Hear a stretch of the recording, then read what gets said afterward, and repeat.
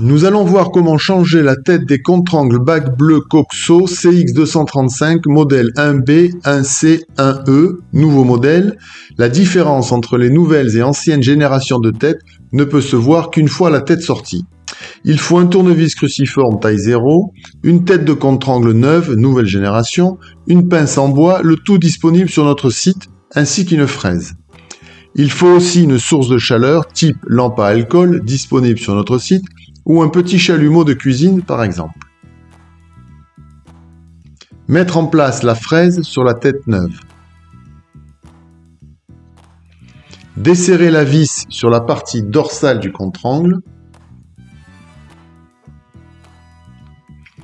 et la retirer complètement.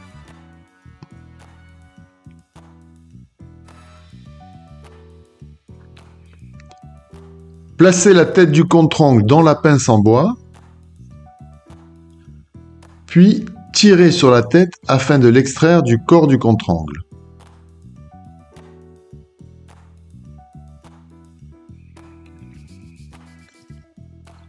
Si malgré les étapes précédentes, la tête reste bloquée, il faudra chauffer le corps du contre-angle. À l'aide d'une lampe à alcool ou d'une autre source de chaleur, chauffez le corps du contre-angle côté tête, ce qui facilitera son extraction. Après le chauffage, lorsque vous allez tirer sur la tête pour l'extraire, il faut faire très attention. Premièrement, à ne pas vous brûler. Pour cela, vous pouvez utiliser un chiffon ou la pince en bois disponible à la vente sur notre site. Deuxièmement, ne pas dévisser le corps intermédiaire du cordon base du contre-angle au risque d'avoir une fuite d'eau. Si cela arrivait, il faudra ou nous renvoyer le contre-angle ou suivre un autre tuto vidéo qui montre comment démonter et remonter la base du contre-angle. Extraire la tête défectueuse. Bien faire attention lors de l'extraction de la tête à laisser dans le corps du contre-angle les deux petits picots détrompeurs car ils peuvent rester dans la tête ou tomber.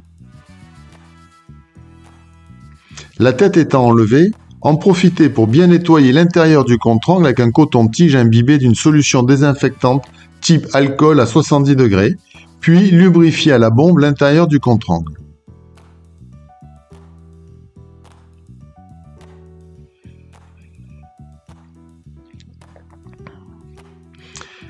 Enfin, remettre en place la nouvelle tête, jouer avec la fraise pour que les pignons s'enclenchent correctement sans forcer, s'assurer qu'il n'y a pas de jour à la jonction. Bien resserrer la vis sans trop forcer afin de ne pas fausser le filetage, sinon le contre-angle serait irréparable.